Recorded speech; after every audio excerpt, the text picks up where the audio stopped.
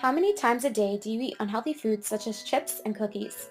Is it just because you have nothing to eat or out of choice? While unhealthy foods may taste delicious, there are negative consequences underlying the deliciousness. As my family has multiple health problems, I know what eating junk foods can do to an individual.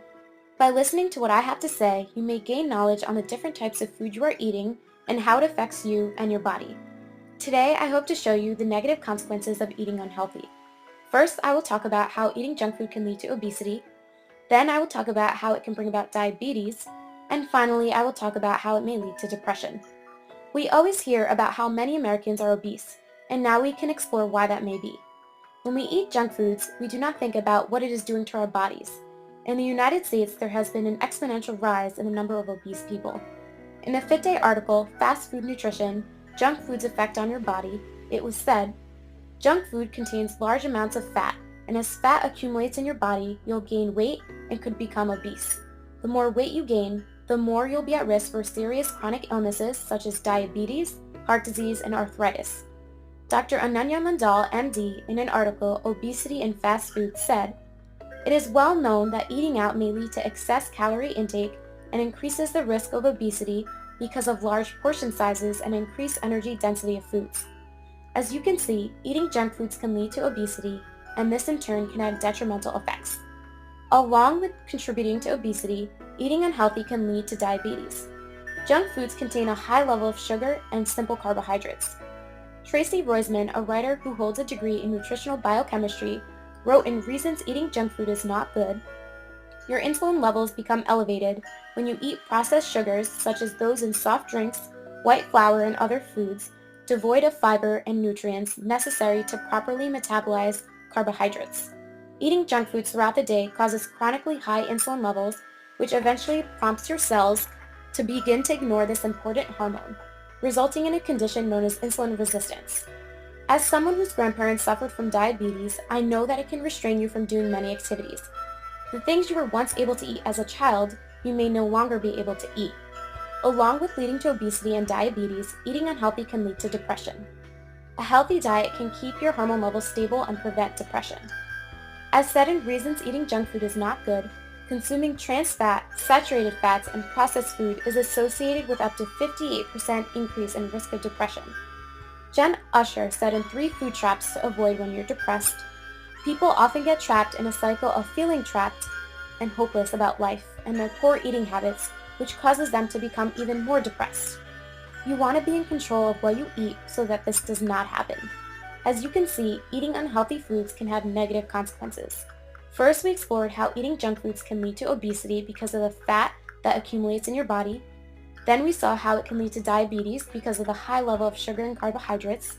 And finally, we looked at how it can lead to depression because of the trans fat and saturated fats found in junk foods.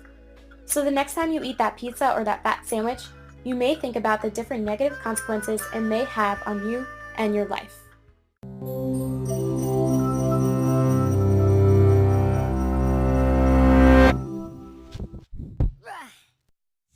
If you sucked all of the moisture out of your brain and broke it down to its constituent nutritional content, what would it look like? Most of the weight of your dehydrated brain would come from fats, also known as lipids. In the remaining brain matter, you would find proteins and amino acids, traces of micronutrients, and glucose. The brain is, of course, more than just the sum of its nutritional parts, but each component does have a distinct impact on functioning, development, mood, and energy. So that post-lunch apathy or late-night alertness you might be feeling, well, that could simply be the effects of food on your brain. Of the fats in your brain, the superstars are omegas 3 and 6. These essential fatty acids, which have been linked to preventing degenerative brain conditions, must come from our diets. So eating omega-rich foods like nuts, seeds, and fatty fish is crucial to the creation and maintenance of cell membranes. And while omegas are good fats for your brain, long-term consumption of other fats, like trans and saturated fats, may compromise brain health. Meanwhile, proteins and amino acids, the building block nutrients of growth and development, manipulate how we feel and behave. Amino acids contain the precursors to neurotransmitters, the chemical messengers that carry signals between neurons, affecting things like mood, sleep, attentiveness, and weight. They're one of the reasons we might feel calm after eating a large plate of pasta, or more alert after a protein-rich meal. The complex combinations of compounds in food can stimulate brain cells to release mood-altering norepinephrine, dopamine, and serotonin. But getting to your brain cells is tricky, and amino acids have to compete for limited access. A diet with a range of foods helps maintain a balanced combination of brain messengers and keeps your mood from getting skewed in one direction or the other. Like the other organs in our bodies, our brains also benefit from a steady supply of micronutrients. Antioxidants in fruits and vegetables strengthen the brain to fight off free radicals that destroy brain cells, enabling your brain to work well for a longer period of time.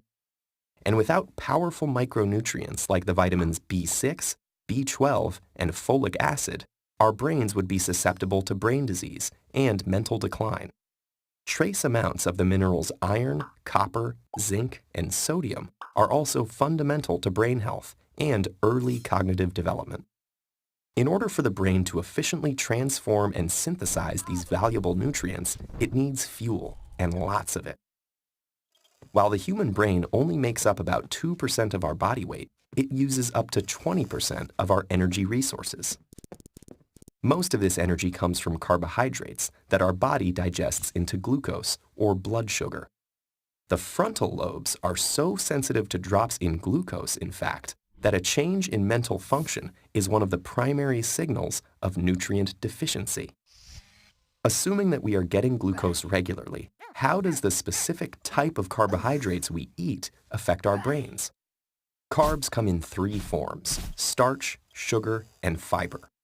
While on most nutrition labels, they are all lumped into one total carb count, the ratio of the sugar and fiber subgroups to the whole amount affect how the body and brain respond. A high glycemic food, like white bread, causes a rapid release of glucose into the blood, and then comes the dip.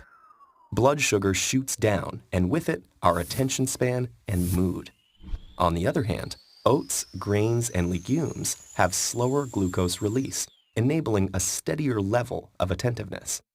For sustained brain power, opting for a varied diet of nutrient-rich foods is critical. When it comes to what you bite, chew, and swallow, your choices have a direct and long-lasting effect on the most powerful organ in your body.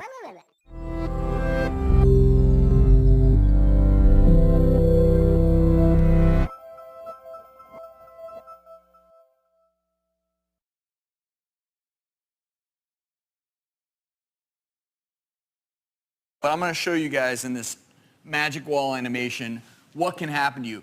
You all may remember last year I actually went on a Project Unhealthy. In 5 days I gained 8 pounds. In 5 days I actually became hypertensive, developed high blood pressure.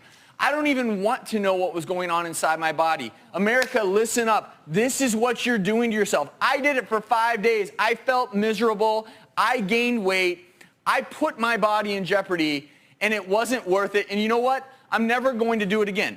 Why did I do it? To prove a point. When you eat these foods, it causes an addictive pattern in your mind. But in the end, all you end up is overweight, lethargic, and not feeling good about yourself. This is me. So what happened when I ate a fast food meal? Well, something very simple. The contents enter your stomach, and I'm going to circle some of these contents that I call some of the killer contents of food. Sodium. These are fat molecules. These are refined sugar molecules.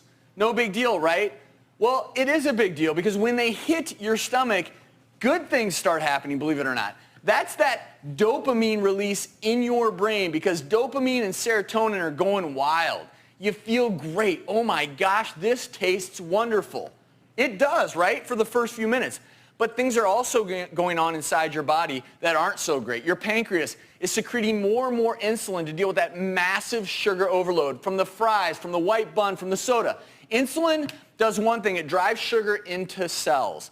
but it does something else. It tells your body to store fat. Why else would you have eaten a meal that big and that many calories unless you're about to go into hibernation? That's what you do when you hibernate. You grow a big belly.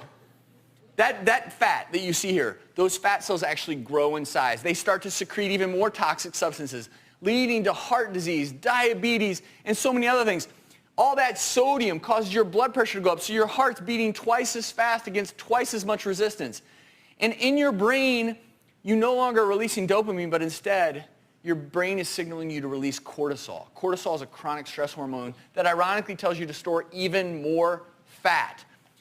And last, but certainly not least, what isn't going on in my brain right now? I'm 30 minutes after my meal. There's no more dopamine. There's no more serotonin. I'm lethargic. I feel unhappy. I don't feel good about myself. And that is why when you first eat a fast food meal, you feel great. And 30 minutes later, you feel terrible. Oh, yeah. Kim. Yes. After everything you have heard here today, would you be willing to try to make some changes? Yes. Wow.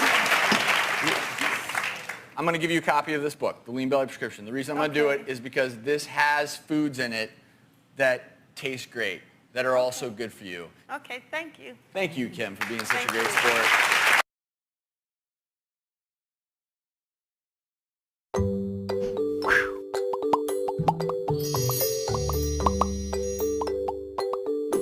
What do you think it means to be healthy?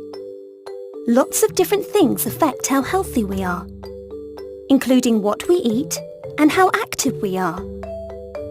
We know that all living things need food to stay alive.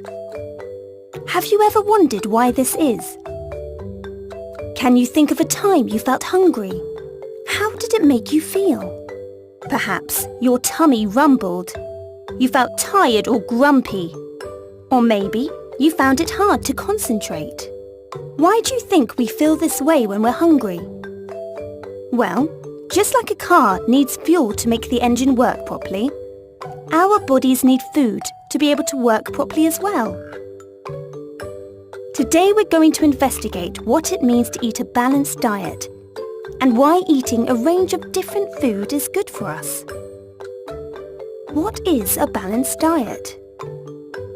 Do you think it would be healthy to only ever eat chocolate? What about if you only ever ate carrots? It's very important that we eat a variety of foods, and we're going to find out why. Food contains something called nutrients. We'll be learning all about nutrients, such as proteins, carbohydrates, vitamins and minerals. Eating a healthy diet means that the food we eat gives our bodies all of the nutrients they need to work properly, as well as giving us lots of energy to learn, play and grow, keeping us full of beans from morning till night.